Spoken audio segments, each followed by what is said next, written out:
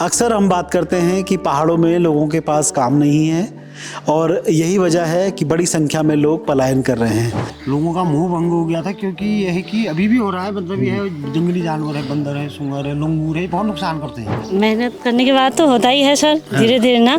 शुरुआत में यही होता है कि गांव वाले भी यही कह रहे थे ये कहाँ लगे हो इसके पीछे, क्यों कर रहे हो। तो लोगों को एहसास हुआ कि यार हमने गलती कर दी उस समय। जिन खेतों में कुछ नहीं हो रहा था, बंजर खेत थे, खाली शिशु वो जंगली जानवरों का अड्डा हो रहा था, वहाँ से कुछ न कुछ आय उनको मिलने लग गई। शुरू में हमको पौधे दिए, फ्री में दिए, मनरेगा से हमारे खातों में पैसे डलवाए, गुलाई निराई के पैसे मिलते हैं तो वो दिए। क्षेत्र के लोगों को एक प्रेरणा जैसी भी मिली।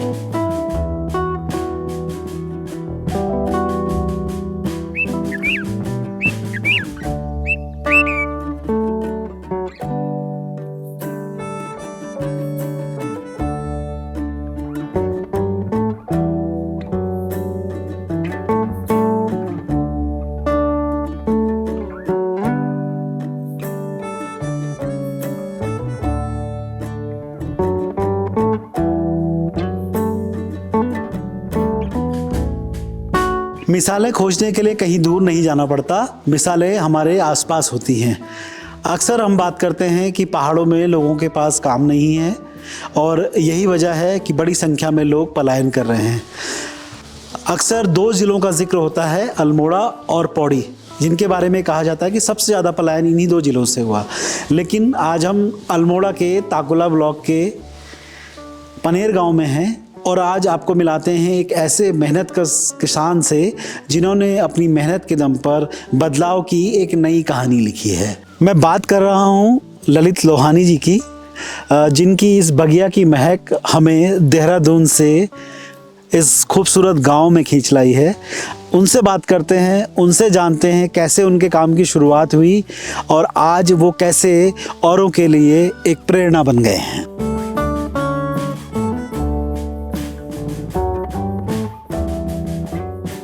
ललित जी, मैं जानना चाहता हूँ आपकी शुरुआत कैसे हुई? सर शुरुआत मेरी ऐसा है, मैं पहले बाहर नौकरी करता था, दिल्ली गया, हरियाणा, पंजाब और हल्द्वानी में कई जगह मैंने नौकरी करी। उसके बाद जब मैं फिर घर आ गया था, क्योंकि उससे भी वो नहीं हो पा रहा था, एक जो कहते हैं गुजारा कहते हैं जिसको, तो मैंने यहाँ दुकान खोली थी नीचे। उसमें भी यही था कि जितना घर का मतलब ये था वो सब दुकान में लगा दिया, उधार में उसमें सब वो हो जाता था। तो फिर मेरे को एक दिन अचानक सगंध पौधा केंद्र कैब से छलाकुई वाली हमारी ममला जी, यादव जी, इन्होंने ये आए मिलने को। इन्होंने कहा हम इस टाइप का एक आपको एक ऐसी फसल का वो बताते हैं जो एक गुलाब है, डेमेस्को गुलाब, ये बाहर देश की वो, इसका हमारा गुलाब जल बनता है। इन्होंने मुझे जोशीमठ के वहाँ के वो फोटो वीडियो भी दिखाए, तो आप इसको कीजिए, इससे जंगली जानवर का नुकसान कम होता है, दूसरा ये आपके खेतों में बाढ़ का काम भी करेगा। ये चीज़ें मेरे को इन्होंने बताई, तो ठीक है मैंने की शुरुआत। उस समय पौधे बाहर से आए थे, तो उस तरह से पहले साल था, बहुत दिक्कत थी, पानी की दिक्कत थी, वो थी। तो एकदम जैसे मेरे पास 700-800 पौधे आए तो वो नहीं हो पाया उस समय जैसे एकदम होना चाहिए था एक साल में।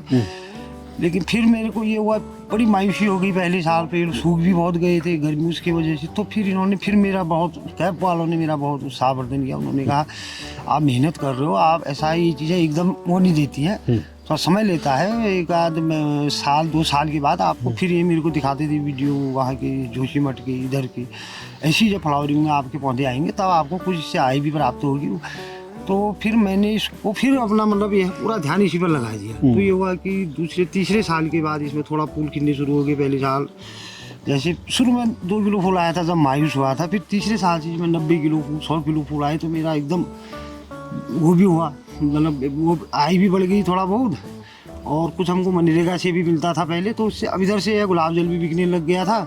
तो मैंने काम को फिर और आगे बढ़ा, मैंने कहा इसमें इसको करने में फ़ायदा है। तो फिर मैंने क्या किया, इसके बाद तेज़पत्ता के पौधे भी लगाए, रोजमेरी लगाई, अपना जो ये 2 हेक्टेयर एरिया है। तो ये है कि अच्छा खासा इस समय मेरे पास रोज़गार हो जा रहा है, इसमें अपना भी चल रहा है, 2-4 लोगों को रोज़गार भी मिल जाता है। गांव वालों को कैसे जोड़ा और क्या वो शुरुआत में उनके अंदर कुछ हिचक थी इस काम को लेकर, या उन्होंने शुरू किया अपने से नहीं हुआ, फिर कैसे आपसे जुड़े और फिर वो चीज़ें कैसे हुई?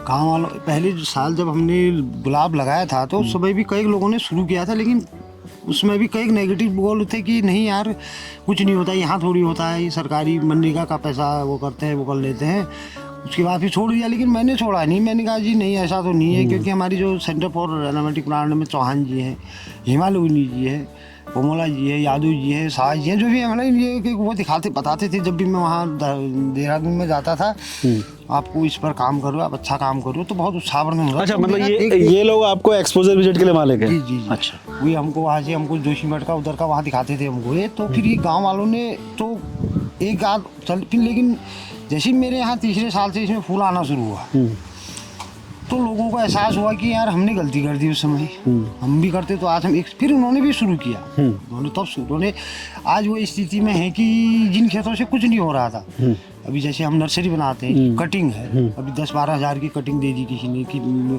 किसी ने 5,000 की दे दी, किसी ने 2,000 की नर्सरी दे दी, किसी ने 1,000। तो उनसे यह है कि एक उनको जिन खेतों में कुछ नहीं हो रहा था, बंजर खेत थे, खाली शिशु वो जंगली जानवरों का अड्डा हो रहा था, वहाँ से कुछ न कुछ आय उनको मिलने लग गई और बढ़ रहे हैं। तो ये है कि इसमें हमारा ये जो सगंध पौधा केंद्र है ये हेल्प करते हैं, पौधे देते हैं।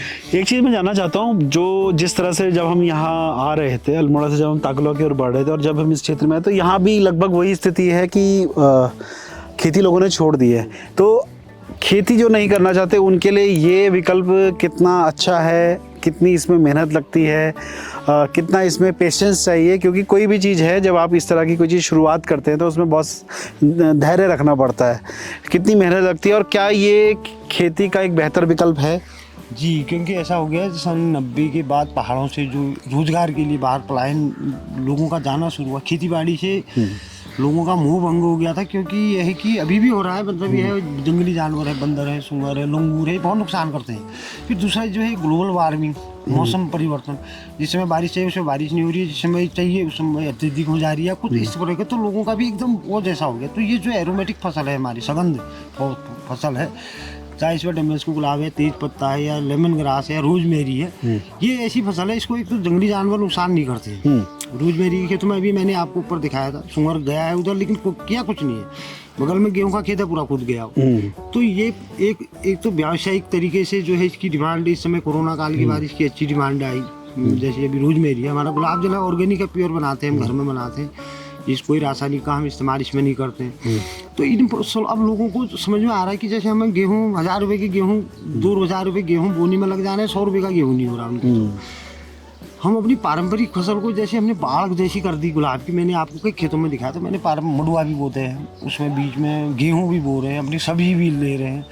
तो जो भी मतलब वो चीज़ें हैं उसमें हम कर सकते हैं इन फसलों के साथ, क्योंकि इसमें ये है हमको कुछ ना कुछ इनसे हमको जो आय मिलनी होती है, जो आदमी को ज़रूरत है, जो आज लोग बाहर जा रहे हैं रोजगार, उसकी जरूरत वो हमको ये पूरा कर रहा है। आपकी वाइफ भी इस काम में जुड़ी हुई है, बहुत सारी महिलाओं को भी आप ने जोड़ा है अपने साथ, उनको भी अब रोज़गार दे रहे हैं। तो ये कैसे हुआ, किस तरह से गांव की महिलाएं जुड़ी, और क्या कोई समूह बनाया है, कैसे काम कर रहे हैं? ये वो भी पहले जैसे खेती बाड़ी तो बिल्कुल लगभग छोड़ी दी है लोगों ने, आधी की रही, तो ऐसा था हमारा समूह बना है, भागीरथी स्वयं सहायता समूह है, जो NRLM हमारे ब्लॉक स्तर से बने हुए हैं, छोटे छोटे 5-5, 7-7 सदस्यों के समूह है। मेरी घरवाली भागीरथी स्वयं सहायता समूह में सचिव है। तो ये है कि उसमें हमको बहुत मदद मिलती है समूह से। जैसे हमारे समूह BDO साहब आते हैं, वो हमको बताते हैं आपको पैकेजिंग की व्यवस्था है हमारी, जैसे और क्या कहते हैं, कहीं पर हमको भ्रमण में ले गए भी, हरिद्वार ले गए थे बीच में, हमारी समूह की महिलाएं भी गई थी। तो वो मेरे उससे क्या होता है, वो अब जब कोई भी ज़रूरत पड़ती है वो मेरे पास वहाँ पर आते हैं, समूह की महिला आती थी तो वो भी देखते थे उनके, हम भी शुरू करें तो मेरे से पूछते थे चाचा कैसे होगा, क्या होगा। तो मैंने उनको बताया इस तरह से आप सगंध पौधा केंद्र के, उनसे इनको भी जोड़ा गया। तो अभी अब वो दूसरा साल तीसरा साल, उन 2 साल पिछले 2 साल से वो भी काम कर रहे हैं इस पर, काम कर रहे हैं। तो वो एकजुटता की वजह से ये होता है। जैसे अभी आपने देखा था वो फूल लेके भी आई थी कुछ महिलाओं के वहाँ, जैसे पूरे सीजन में किसी के वहाँ 10 किलो फूल हो जाता है, किसी के वहाँ 8 किलो हो जाता है, उससे भी 1,000 रुपये 1,500 रुपये उससे भी बन जाते हैं। तो स्वयं सहायता समूह से मतलब ये है कि उससे बहुत लाभ मिल रहा है।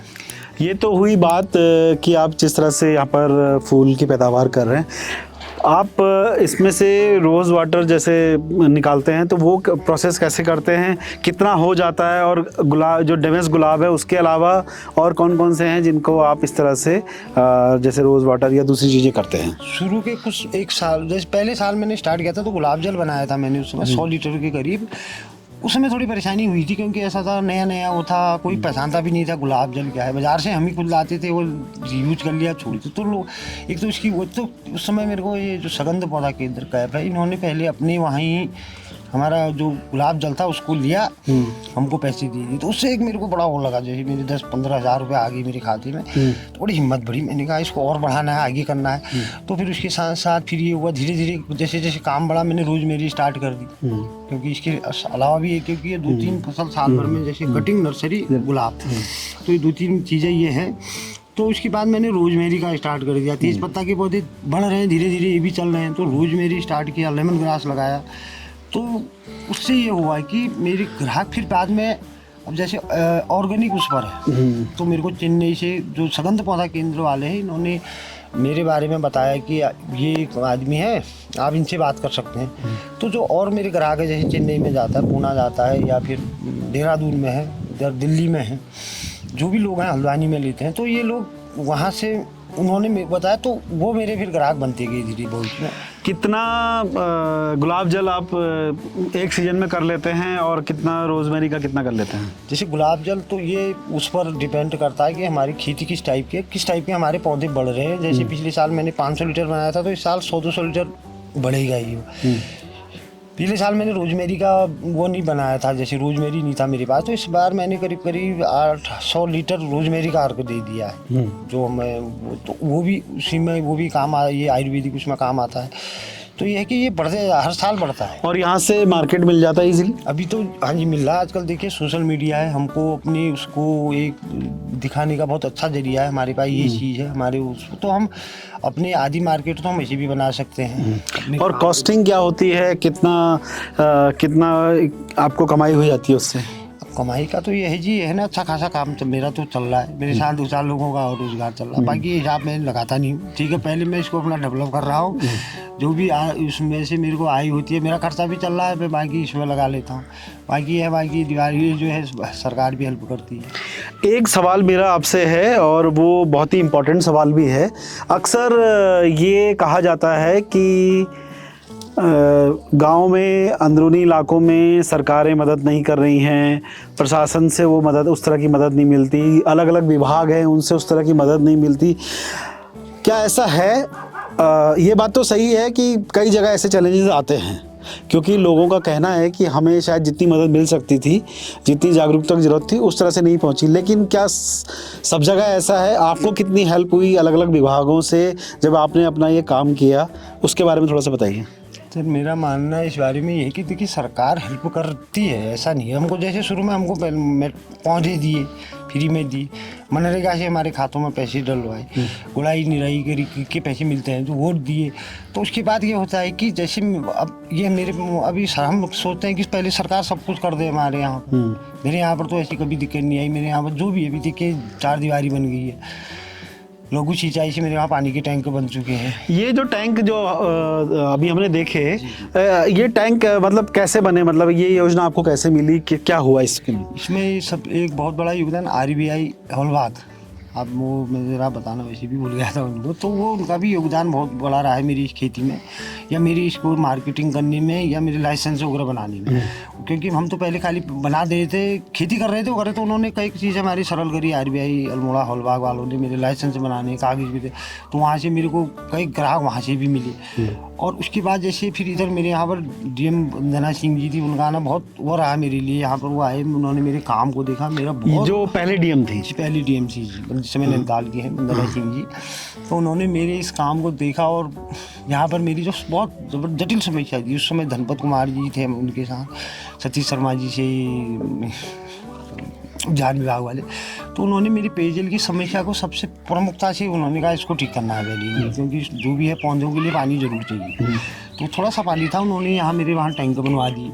फिर उधर इस समय जैसे रीप है, NRLM है, सब वो ये मतलब सब अपनी अपनी तरफ से लगते हैं कि करेगा आदमी, कुछ करे। शायद ये इसलिए भी है कि जब वो देखते हैं कि कोई आदमी कर रहा है, मेहनत से कर रहा है, अच्छा कर रहा है, तो उसकी मदद की जानी चाहिए। वो तो सबकी करना चाहते हैं, वो तो सोचते हैं जो भी है तो वो कहते हैं कि हमको आपके जैसे 10-20 आदमी और मिल जाते हैं। तो वो ये है कि वही आदमी कर सकता है जो ये सोचता है कि हमको यहाँ पहाड़ में रोज़गार करना है, हमें रोज़गार के लिए काम करना है, हमने रोज़गार करना है, आगे के अपनी पीढ़ी को भी रोज़गार देना है या 2-4 लोगों को और रोज़गार देना है। ये काम तभी सफल हो सकते हैं। ये नहीं कि हमने की योजना के लिए खाली वो करना है, उससे ये काम नहीं हो पाता है। इस समय रीप है, NRLM है, कृषि विभाग है, जो भी डिपार्टमेंट है वो सब हर तरह से आपको खाद से भी एक अच्छे से अच्छे बीज दे रहे हैं, जिसके वहाँ पर जैसी फैसिलिटी जैसा मतलब उनको वो। लेकिन अब काम तो हमें ही करना है ना, यहाँ पर हमको दिखाना है कि भाई हमने, क्योंकि जो हमारा उत्पादन है वो हम नहीं बेचना है, उसका पैसा हम नहीं लेना है, हम उनको थोड़ी दे रहे हैं। तो यह थोड़ा हमको भी इस बारे में, एक तो रोज़गार के बारे में जो पलायन रोकने के लिए सरकार बहुत अच्छा वो कर रही है, सपोर्ट कर रही है कि लोग पलायन रोकें। अब उसका मुख्य है रोज़गार की वजह से लोग बाहर जाते हैं। तो इसके लिए हमको करना पड़ेगा कि सरकार की जो हमको जो वो कर रहा है उसकी हेल्प से, सरकारी योजनाओं को कैसे हमें उसका लाभ उठाना है, ये इसको हमने धरातल पर हमने लाना है, उसका फ़ायदा लेना है, उसको अपना काम करके दिखाना है, ताकि हमको भी रोज़गार मिलेगा, 2-4 लोगों को और रोज़गार मिलेगा, पूरा क्षेत्र के लोगों को एक प्रेरणा जैसी भी मिलेगी, हम भी करें इस चीज़ को, वो तभी संभव हो पाएगा।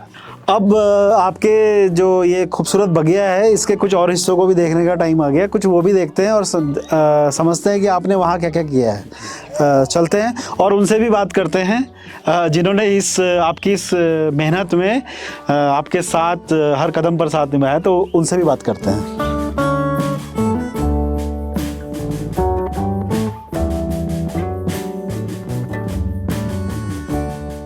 तो ये जो गुलाबों की आप बगिया देख रहे हैं, इसको खिलाने में, इसको महकाने में जिनकी बहुत बड़ी भूमिका है, अनीता लोहानी जी, वो भी हमारे साथ हैं।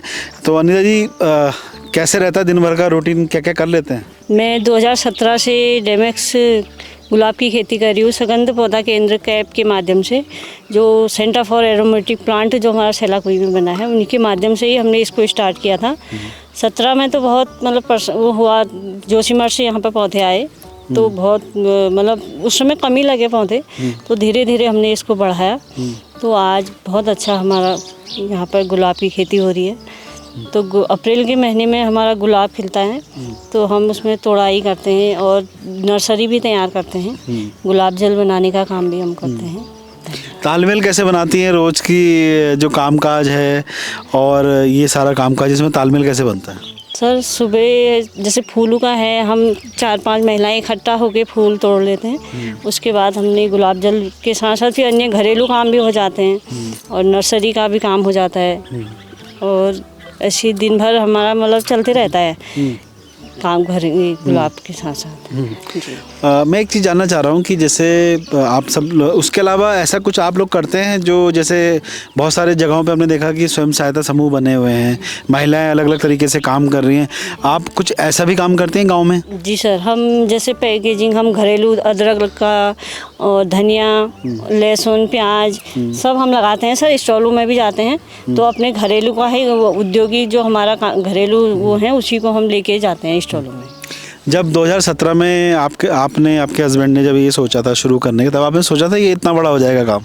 जी, उस समय तो नहीं लग रहा था, लेकिन धीरे धीरे मेहनत के बाद यही रिजल्ट आपके सामने है सर। मेहनत करने के बाद तो होता ही है सर, धीरे धीरे ना। शुरुआत में यही होता है कि गांव वाले भी यही कह रहे थे, ये कहाँ लगे हो इसके पीछे, क्यों कर रहे हो, तो मेहनत करने के बाद। और अब तो गांव की बहुत सारी महिलाएं भी जुड़ गई हैं। हाँ जी सर, कर रहे हैं सब महिलाएं, जितनी हमारी 5 सदस्य हैं हम समूह में, सभी महिलाएं कर रही हैं। तो ये पनेर गांव से थी ललित लोहानी और उनके परिवार की कहानी। हम जब भी बात करते हैं ऐसे लोगों की जो लोग गांव में रह के दूसरों के लिए प्रेरणा बन रहे हैं, उसमें ललित लोहानी का भी एक अहम किरदार है। आज हम उनसे मिले, उनके गांव में ये देखा, जाना, समझा कि कैसे उन्होंने गांव में रह के बदलाव की ये इबारत लिखी है। आज इतना ही।